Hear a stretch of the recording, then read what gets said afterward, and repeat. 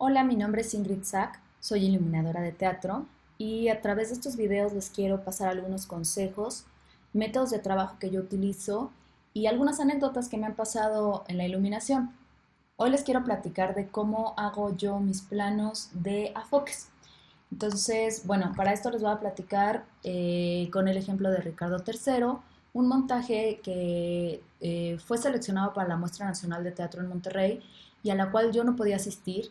Entonces, específicamente hice unos planos de afoque muy detallados, ya que lo tenía que montar producción junto con los técnicos que, bueno, gracias a Dios se las sabían perfectamente y tienen mucha experiencia, pero de todas maneras quise dejar un material mucho más claro para que no hubiera ningún problema. Entonces, bueno, por supuesto lo primero que hice fue hacer un plano con el equipo que se necesitaba y yo les incluí aquí la distancia entre cada equipo, puesto que estos enfoques eran muy precisos y tenían que estar ubicados exactamente en un punto para que el corte no me generara sombras, no cortara cabezas, pasara a través de unos telones que teníamos alrededor que estaban muy cerca de nuestros límites. Entonces, si yo ponía en otra posición el aparato, se manchaban estos telones, no pasaba la luz, etcétera.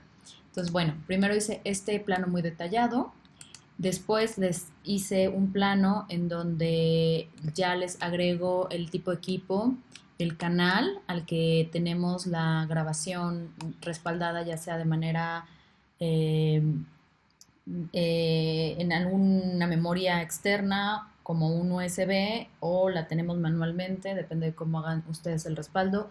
En otro video ya hablé acerca de eso. Y bueno, algunos detalles como las micas que se utilizan, etcétera, o notas hacia dónde va el enfoque de estos elementos.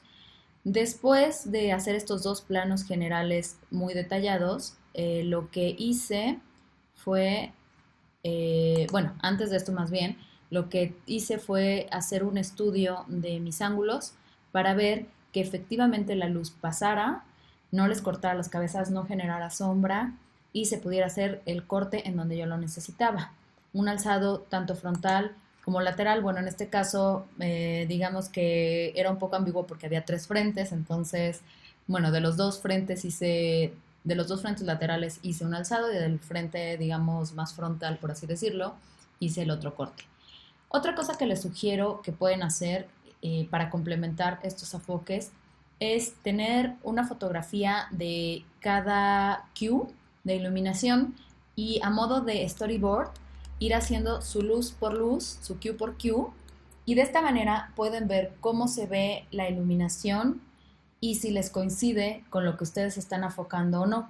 Esto obviamente ya es al momento de hacer la grabación, puesto que aquí hay varios enfoques, pero sí nos da una idea más precisa de cómo se tiene que ver. Por ejemplo, aquí es muy claro un corte de luz que se hizo porque teníamos áreas muy determinadas que se tenían que hacer un corte preciso en cierto lado, etcétera, ¿no? Entonces, esto me ayuda muchísimo a darme cuenta que coincida. Después, basándome en mi plano general, lo que hice fue separar el equipo, como les mencionaba, había tres frentes, así que yo tenía que apoyar mi área, cada área de los tres frentes para que todos tuvieran una buena visibilidad de los actores y del área que se estaba iluminando. Entonces, lo que hice fue separar en mi plano, si ustedes manejan programas como Vectorworks para hacer planos de iluminación, pueden hacer un enfoque por layer y apagar los otros layers y de esta manera ir separando el equipo que va en cada enfoque y crear un plano que pueden guardar después en un PDF, etcétera, de cada enfoque y solamente de esta manera ver lo que quieren ver de enfoque por enfoque. Entonces, por ejemplo, este es el enfoque número 1, el enfoque número 2, el enfoque número 3, el enfoque número 4, etcétera. En algunos enfoques también incluí más notas que ayudaban a que no solamente cortaran el área correcta, sino en este caso era importante generar una sombra, aquí dice, ¿no? Generar una sombra en un plástico que había en este lugar. Entonces, genero este tipo de notas para que no se olviden este tipo de detalles, aunque ya se lo supieran los técnicos, ya lo hubieran vivido.